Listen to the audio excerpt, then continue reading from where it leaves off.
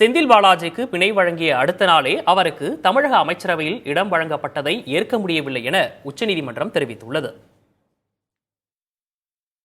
பணம் பெற்றுக்கொண்டு அரசு வேலை வாங்கித் தருவதாக கூறி முறைகேட்டில் ஈடுபட்டதாக தொடரப்பட்ட வழக்கில் செந்தில் பாலாஜியை அமலாக்கத்துறை கைது செய்திருந்தது. நீண்ட இழுபறிக்கு பின் கடந்த செப்டம்பர் மாதம் செந்தில் பாலாஜிக்கு உச்சநீதிமன்றம் பிணை வழங்கியது. அதற்கு அடுத்த நாளே அவருக்கு மீண்டும் மின்சாரத்துறை அமைச்சராக பதவி வழங்கப்பட்டது.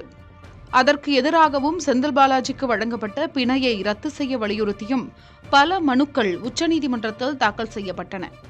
இந்த மனுக்கள் நீதிபதி அபய்யா எஸ் ஓஹோ தலைமையிலான அமர்வில் விசாரணைக்கு வந்தன. அப்போது பிணைக்கு அடுத்த நாளே செந்தில் பாலாஜிக்கு அமைச்சர் பொறுப்பு கொடுக்கப்பட்டதால் அவருக்கு எதிரான வழக்கில் சாட்சியங்களாக இருப்பவர்கள் அச்சத்தில் ஆழ்ந்துள்ளதாக மனுதாரர்கள் தரப்பில் வாதிடப்பட்டது.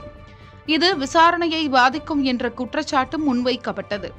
ஆனால் அரசியல் உள்நோக்கத்துடன் தனிப்பட்ட காழ்ப்புணர்ச்சி காரணமாகவே இந்த மனுக்கள் தாக்கல் செய்யப்பட்டுள்ளதாக செந்தில் பாலாஜி தரப்பில் வாதிடப்பட்டது. மேலும் விசாரணை பாதிக்கப்படும் சூழல் உருவானதால் அமலாக்கத்துறையே நீதிமன்றத்தை நாடுவார்கள் என்றும் இதுவரை அவ்வாறு ஏதும் நடைபெறவில்லை என்றும் தெரிவிக்கப்பட்டுள்ளது. இத்தகைய மனுக்களால் ஊடகங்களில் விசாரணை குறித்த எதிர்மறையான தாக்கம் ஏற்படுவதுடன் அரசியல் ரீதியிலும் தனக்கு அழுத்தங்கள் உருவாகுவதாகவும் செந்தில் பாலாஜி தரப்பில் வாதங்கள் முன்வைக்கப்பட்டன. அப்போது பேசிய நீதிபதிகள் பிணை வழங்கியதற்கு அடுத்த நாளே செந்தில் பாலாஜி மீண்டும் அமைச்சரவையில் இணைக்கப்பட்டதை ஏற்க முடியவில்லை என்று பதிவு செய்தனர்.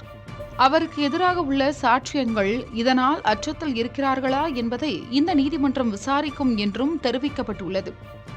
மேலும் செந்தில் பாலாஜியின் பிணையை ரத்து செய்ய கோரிய மனுக்கள் மீது விசாரணை நடத்தப்படும் என்று தெரிவித்த நீதிபதிகள் சாட்சிகள் மீது அழுத்தம் கொடுக்கப்படுகிறதா என்பதற்கான அளவீடோடு இருப்போம் என்றும் குறிப்பிட்டுள்ளனர்.